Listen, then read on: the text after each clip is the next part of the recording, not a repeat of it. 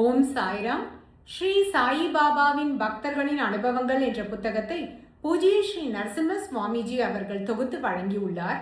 இதிலிருந்து ராமச்சந்திர ராமகிருஷ்ண சமந்த், அதாவது ஹேமத் பஞ்சியோட மருமகன், இவர் பூஜ்ய ஸ்ரீ நரசிம்ம சுவாமிஜி கிட்ட அளித்த பேட்டியோட தொடர்ச்சியை பார்த்துட்டு இருக்கோம். ஏற்கனவே இவர் சொன்னாரு 1913ஆம் ஆண்டு இவருக்கு முதல் குழந்தை பிறந்தது அப்படின்னு சொல்லிட்டு. அதே தருணத்தில் பேசின் பகுதியில் துங்கரேஸ்வர் தேவஸ்தானத்தில் இவருக்கு கமிட்டி சேர்மனாக இவரை நியமித்திருக்காங்க. அதுக்கப்புறமா 1915ஆம் ஆண்டு 2வது முறையாக இவர் ஷிரடிக்கு போகிறாரு. ஷிரடியில் குரு பௌர்ணிமா நடக்கும்பொழுது இவர் ஷிரடி தரிசனத்துக்கு போகிறாரு. இதுக்கு முன்னாடி இவர் போனபோது இவருடைய மாமனாரோடையும் இவருடைய மனைவியோடையும் போனார் இல்லையா. ஆனால் இந்த தடவை இவராக போகிறாரு பாபாவோட தரிசனத்துக்கு. குரு பௌர்ணிமா சமயத்தில் எதுவும் குறிப்பிடுற மாதிரியான சம்பவங்கள் எதுவும் இல்லை அப்படின்னு சொல்கிறாரு. ஆனால் அதே ஆண்டு, அதாவது 1915ஆம் ஆண்டு பிப்ரவரி மாதம் நடந்த ஒரு விஷயம் எப்படி இவருக்கு பாபா மீது நம்பிக்கையையும் பக்தியையும் மறைமுகமாக இவருக்குள்ள ஊட்டியது அப்படிங்கிறதுக்கான ஒரு சம்பவத்தை நம்ம கிட்ட பகிர்ந்து கொள்கிறார். 1915வது வருடம் அந்த ஆரம்ப காலத்தில் இவர் கொஞ்சம் நோய்வாய்ப்பட்டிருந்தார். அப்போ கொஞ்சம் படுத்த படுக்கையாக இருந்திருக்காரு. மெதுவாக கொஞ்சம் கொஞ்சமாக குணமடைஞ்சிருக்காரு. அந்த குணமடைஞ்சு வந்த தருணத்தில் ஒரு நாள் இவர் பெட்ல இருந்து எழுந்திருக்காரு. இவர் வீட்டில் பெட்ல இருந்து எழுந்த உடனேயே இவருக்கு உடம்பெல்லாம் அப்படியே இறுகி போயிடுச்சான். அப்படியே கீழே விழுந்துட்டு இருக்காரு இவர். உடனே இவங்க மனைவியெல்லாம் பயந்து போய், ஐயோ இப்போதான் உடம்பு கொஞ்சம் தேறிட்டு வருது, இப்படி விழுந்துட்டாரே அப்படின்னு ரொம்ப பயந்து கத்திருக்காங்க. வீட்டில் இருந்த எல்லாரும் பயந்து போய் அந்த இடத்துக்கு வந்துட்டாங்க. ஏன்னா இந்த மாதிரி உடம்பு ஓரளவுக்கு தேறி வர நேரத்தில் இப்படி விழுந்துட்டா அது அவருடைய உடலுக்கு நல்லதில்லை அப்படிங்கிறதுனால எல்லாரும் பயந்துட்டாங்க. இவர் கீழே விழுந்தார் இல்லையா, விழுந்தபோது இவருக்கு ஒரு காட்சி கிடைச்சிருக்கு. ஒரு காட்சியை பார்க்குறாரு. அந்த காட்சி என்னன்னா, ஒரு 8-10 கருப்பு உருவங்கள் கையில் கோடாலி, அதுக்கப்புறம் கவச்சம் எல்லாம் போட்டுட்டு பார்க்கறதுக்கு யமதூதர்கள் மாதிரி இருக்காங்களாம். அவங்க எல்லாம் இவரை சுற்றி நிற்கிறாங்களாம், இவரை அடிக்கிறாங்களாம். அவங்க அடிக்கிறாங்க அப்படின்னு இவர் நினைக்கிறாரு. ஆனால் இவருக்கு எந்த வலியும் இவர் உணரலை. ஆனால் அவங்க அடிக்கிறாங்க. இப்போ இவர் தண்ணியே கேட்டுக்கிறாராம், எதுக்கு அவங்க எல்லாரும் என்னை அடிக்கிறாங்க, ஏன் இங்கே வந்திருக்காங்க அப்படிங்கிற கேள்வி இவர் மனதில் எழுது. அந்த தருணத்தில் இவருக்கு தூரத்துல இருந்து ஒரு விளக்கு வெளிச்சம் தெரியுது. அந்த விளக்கு வெளிச்சத்துல இருந்து ஒரு கை இப்படி வருது. அந்த கை அந்த கருப்பு உருவங்கள் எல்லாம், இவர் அடிச்சிட்டு இருக்க அந்த உருவங்கள் எல்லாத்தையும் தள்ளி விடுது. அந்த கையில இருக்க கஃப்னி இவருக்கு நல்லா தெரியுது. அப்போ இவர் இப்படி பார்க்குறாரு. பார்த்த உடனே இவருக்கு தெரிஞ்சிருது தன்னை காப்பாத்தினது ஸ்ரீ சாயி பாபான்னு சொல்லிட்டு.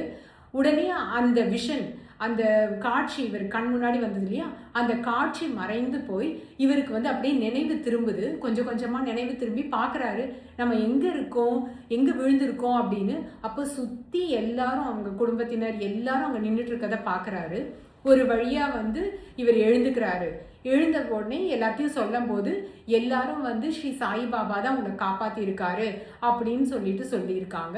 அவங்க எல்லாரும் அதை திடமாகவும் நம்பினாங்க. இவருக்கும் அந்த நம்பிக்கை இருந்தது. ஏன்னா அந்த கை மற்றவங்க எல்லாரையும் தள்ளும் பொழுது அந்த கையில் இருந்த கஃப்னியை இவர் பார்த்தார் இல்லையா, அது ஸ்ரீ சாய்பாபாவோட கஃப்னின்னு இவருக்கு தெரிஞ்சிடுச்சு. இந்த ஒரு சம்பவம் மட்டும் இவருக்கு இன்னைக்கு பாபா மேலே இருக்க அந்த நம்பிக்கையை கொண்டு வரல. அதுக்கப்புறம் நாராயண் மகாராஜோட சம்பந்தமாக ஒரு நிகழ்ச்சி நடந்திருக்கு. அதுதான் இவரை ரொம்ப வலுவான நம்பிக்கையை பாபா மீது கொண்டு வந்தது அப்படிங்கிறாரு. அதை பற்றி பின்னாடி நம்மக்கிட்ட அவர் பகிர்ந்து கொள்வார். இப்போ 1915ஆம் ஆண்டு நடந்த சம்பவத்தை இவர் நமக்கு விளக்கியிருக்காரு. அதுக்கப்புறம் 1918ஆம் ஆண்டு, அதாவது அக்டோபர் மாதம் ஸ்ரீ சாய்பாபா மகா சமாதி எய்துறதுக்கு ஒரு 10 நாட்களுக்கு முன்னாடி இவர் தன்னுடைய 2 சின்ன குழந்தைங்க, மகன்கள், அப்புறம் தன்னுடைய குடும்பத்தினர்ல எல்லாரையும் கூட்டிட்டு இவர் ஷிரடிக்கு போறாரு. அப்போ ஷிரடிக்கு போன உடனே இவருடைய அந்த 2 சின்ன மகன்கள் இருக்காங்க இல்லையா, அந்த குழந்தைங்களுக்கு டயரியா வந்துடுது. ஸோ டயரியா அந்த மாதிரி அப்படின்னா சாதாரணமாக நம்ம ஏதாவது நீர் ஆகாரம் கொடுப்போம், இல்லாட்டி முடிஞ்ச அளவுக்கு எதுவும் சாப்பிடாம இருந்தா, பட்டினியா இருந்தாலே தானா குணமாயிடும் அப்படின்னு சொல்லி நம்ம நினைப்போம். ஸோ இப்போ ஷிரடிக்கு வந்திருக்கிறதுனால சாய்பாபா கிட்ட இந்த குழந்தைங்கள பற்றி சொல்லலாம் அப்படின்னு சொல்லிட்டு குழந்தைங்களுக்கு இப்படி உடம்பு முடியல அப்படின்னு சொல்லியிருக்காங்க. உடனே பாபா வந்து அந்த குழந்தைங்களுக்கு நல்ல நெய் போட்டு திக்காக ஷீரா கொடுக்க சொல்லியிருக்காரு. ஷீராங்கிறது சேமியா பாயசம். இது வந்து சாதாரணமாக இந்த மாதிரி கொடுத்தோன்னா அது வந்து டயரியாவை ஜாஸ்தி தான் பண்ணும். ஆனால் இந்த உணவையே ஒரு வாரமாக கொடுத்து அந்த குழந்தைங்களுக்கு பரிபூர்ணமாக குணமாயிடுச்சு அப்படின்னு சொல்கிறாரு. இவர் பார்த்த வரைக்கும் இவங்க மாமனாரான ஹேமத் பஞ்சி எப்போ அவருக்கு என்ன உடம்பு முடியலனாலும் ஸ்ரீ சாய்பாபா என்ன உணவை சாப்பிட சொல்கிறாரோ அதை தான் அவர் சாப்பிடுவார் அப்படிங்கிறாரு. இன்னும் கேட்க போனால் அந்த உணவு வந்து அவருடைய நோய்க்கு எதிர்மறையான ஒரு பாதிப்பை தான் ஏற்படுத்தக்கூடிய உணவாக இருக்கும். இருப்பினும் அவர் வந்து ஸ்ரீ சாய்பாபாவோட ஆணையை மீறாமல் எந்த உணவை பாபா வந்து சொல்கிறாரோ அந்த உணவையே அவர் சாப்பிட்டு அவர் குணமடைந்ததை இவரும் பார்த்துருக்கேன் அப்படின்னு சொல்கிறாரு. இப்போ 1918 இவர் போனார் இல்லையா ஷிரடிக்கு. அப்போ தான் ஸ்ரீ சாய்பாபா முதல் முறையாக இவர்கிட்ட தட்சணை கேட்டிருக்காரு. தட்சணையும் வந்து 10 ரூபாய், 15 ரூபாய், 20 ரூபாய் அந்த மாதிரி கேட்டிருக்காரு. பாபா எந்த தொகையை கேட்டாரோ அதை கேட்ட உடனே இவரும் கொடுத்துருக்காரு. பாபா வந்து மற்றவங்க யார்கிட்டையும் கடன் வாங்கி தட்சணை கொடுக்க சொல்லி இவர்கிட்ட சொல்லவே இல்லை.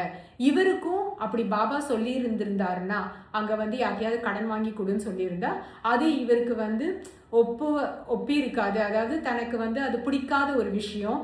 அதனால பாபா வந்து தனக்கு பிடிக்காத விஷயத்த செய்ய மாதிரி ஒரு சூழ்நிலையை ஏற்படுத்தி கொடுக்கல அப்படிங்கிறாரு. அதே மாதிரி இவரோட பாக்கெட்ல இருக்க பணம் முழுமையா காலி ஆகிற வரைக்கும் பாபா விடாம இவர்கிட்ட கொஞ்சம் பணமும் மிச்சம் இருக்க மாதிரி வச்சுட்டு மற்ற பணத்தை தான் தட்சணையா கேட்டாரு அப்படின்னு சொல்றாரு. பாபா இவர்கிட்ட வந்து மறுபடியும் தட்சணை கேட்டார் இல்லையா. இவர் அப்புறமா யோசிச்சு பார்க்கும்பொழுது பாபா எந்தெந்த தருணத்துல இவர்கிட்ட தட்சணை கேட்டாரு அப்படின்னு யோசிக்கும் பொழுது இவருக்கு ஒரு உண்மை வந்து புரிஞ்சிருக்கு. அது என்னன்னா, இவர் அங்க இருக்கும் பொழுதே திடீர்னு நமக்கு சில நேரத்துல சில தவறான எண்ணங்கள் நம்ம மனசுல உதிக்கும் இல்லையா. அந்த மாதிரி இவரோட மனசுல ஆன்மீகத்துக்கு மேல ஒரு அவநம்பிக்கை வர மாதிரியான ஒரு எண்ணம் இவர் மனசுல உதிக்கும் பொழுது அந்த எண்ணம் உதிக்கும் பொழுதே அந்த எண்ணத்தை வந்து அப்படியே நசுக்கிற மாதிரி உடனே இவர் மைண்டை டைவர்ட் பண்ற மாதிரி தான் ஒவ்வொரு தடவையும் தட்சணை கேட்கப்பட்டிருக்கு அப்படிங்கிறத இவர் புரிஞ்சுக்கிட்டாராம். சில நேரத்துல பாபா வந்து போய் வாடால போய் உட்காரு அப்படின்னு சொல்லியிருக்காரு. இவர் என்ன நினைச்சிருக்காரு, வாடால போய் உட்காருன்னு சொன்ன உடனே இவங்கெல்லாம் வந்து பூட்டி வாடால தங்கி இருந்திருக்காங்க. அதனால இவங்க மாமனார் பூட்டி வாடால உட்காந்துட்டு இருந்திருக்காரு. பூட்டி வாடானா பூட்டி அவர்கள் தான் தங்குறதுக்காக கட்டியிருந்த ஒரு சின்ன வீடு. ஸோ இவர் உடனே போயிட்டு தன்னுடைய மாமனார் பக்கத்துல போய் உட்காந்துருவாராம். அதுக்கப்புறம் தான் ரொம்ப நாள் கழிச்சு தான் இவருக்கு தெரிஞ்சிருக்கு பாபா வந்து போய் வாடால உட்காருன்னு சொன்னார்னா வாடால வந்து புராணங்கள் படிக்கப்பட்டிருக்கும். எப்பவுமே வந்து பாபா வந்து ஏக்நாத்தி பாகவதோ இல்லை வந்து ராமாயணமோ ஏதாவது ஒரு நம்மளுடைய ஆன்மீக நூல்களை புராணங்களை படிக்க வச்சுட்டே இருப்பாரு. யார் மூலமாவது தீக்ஷித்தோ ஜோகோ யாரையாவது படிக்க வைப்பாரு. அதை போய் தான் கேட்க சொல்லியிருக்காரு இவருக்கு. ஆனால் இவருக்கு அது புரியாமல் இவர் போயிட்டு தான் தங்கியிருந்த அந்த பில்டிங்லேயே போயிட்டு உட்காந்துருக்கேன் அப்படின்னு சொல்கிறாரு. இன்னும் நிறைய அனுபவங்கள் இவர் நம்ம கிட்ட பகிர்ந்து கொள்ள போகிறார். அதை நாம் அடுத்த எபிசோடில் பார்க்கலாம். ஓம் சாய்ராம்.